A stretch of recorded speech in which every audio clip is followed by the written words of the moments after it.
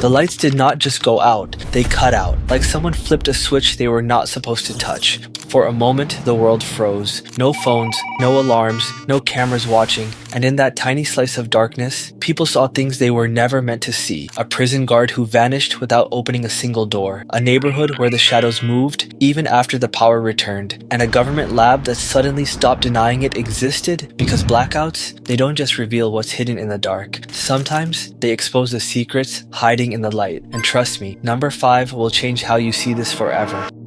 Number 1. The prison that opened itself. It happened in Brazil, a blackout that lasted 11 minutes. Not long enough to panic, but long enough for something impossible to happen. When the power returned, guards rushed to check the cells. Every door was still locked, every alarm still armed. No signs of tampering, but one inmate, gone, vanished into thin air. Security footage didn't help, because during the blackout, the cameras didn't just turn off. They recorded static, like something was standing between the lens and reality. And here's the part that made investigators swear under oath they weren't imagining things. When they reviewed the few frames that did capture movement, they saw the inmate's silhouette, standing still, not walking, not running, just disappearing, piece by piece, like he was being erased from the picture. Experts blamed power surge distortion. Locals blamed something older, a legend about shadows that collect wandering souls when the lights fail. But the guards, they refused night shifts for a week because when the power came back, one cell wasn't empty. It was cold, like someone left moments ago, and no one, not the police, not the warden, could explain the footprints leading toward the wall, but never coming out the other side. Number 2. The town where the sky went dark too soon. This one happened in Alaska, a tiny town where the sun barely rises in winter, but this blackout, it wasn't normal darkness. It felt heavy, like the sky itself had weight. At 3:17 p.m., every light went out. Street lamps, homes, cars, even battery-powered devices flatlined for exactly 62 seconds. People rushed outside, because when you live in a place that cold, you feel when something isn't natural. And that's when the town saw it. A glow, hovering above the tree line, not bright, not loud, just watching. Some said it looked metallic. Others swore it wasn't solid at all, more like a shifting shape, as if someone was stretching light like fabric. Then, without warning, it vanished. Not into the sky, not behind the forest, it simply blinked out, the exact moment the power returned. Officials blamed electromagnetic interference caused by solar activity, but the locals had a better name for it, the visitor. And here's the part they don't tell outsiders. After the blackout, dozens of people reported the same nightmare, a figure standing at the foot of their bed, not moving, not speaking, just waiting. The only clue? Every person who dreamed it woke up with the same faint humming in their ears, like something was still there, just out of sight. And trust me, what happened in next blackout makes this look normal.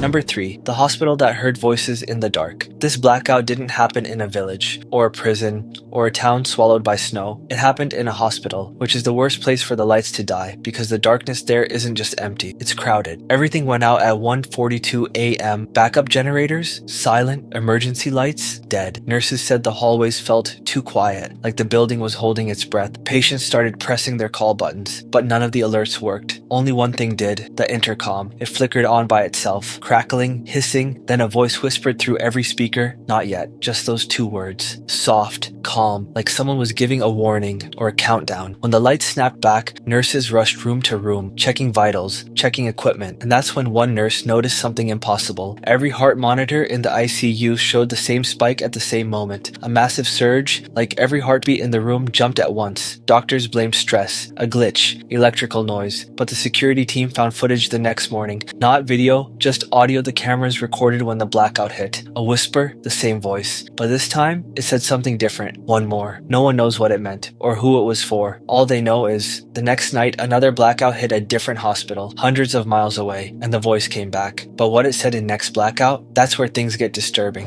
Number 4, the government lab that didn't exist. This blackout wasn't public. It didn't make the news. It wasn't reported, tweeted, or whispered about, because officially, this facility doesn't exist. At least that's what the government says. But one night, the town nearby noticed something strange. A flash, not lightning, more like a pulse, a single burst of white that lit up the clouds from below. Then everything went dark. Not just houses, not just streetlights, the entire valley. Phones died, cars stalled, even wristwatches froze, down to the exact second 2:09 a.m. Inside the non-existent building, researchers scrambled in the dark, not because their equipment failed, but because something in the room didn't stop glowing. A containment chamber, broken from the inside, flickering with a pale, almost human-shaped light. The cameras caught a few frames before they died, just enough to show a silhouette, long, blurry, bent in ways that looked painful or impossible. What leaked later was even stranger. Every scientist who was there reported the same thing, a feeling, like something was walking past them, not touching, not speaking, just observing, as if checking who survived the dark. And the scariest part? After the power returned, security found a message burned into one of the metal desks. Not scratched, not written, burned, like heat from a hand that shouldn't exist. The message had just 2 words, almost ready. Ready for what? No one will say. But next blackout reveals the moment everything connects, and it's the one blackout we were never supposed to know about. Number 5, the blackout that tied everything together. This one didn't happen in a single town, or a single building, or even a single country. It hit everywhere, all at once. A global blink. Only 2 seconds long, but long enough to prove none of the other blackouts were accidents. Because during those 2 seconds,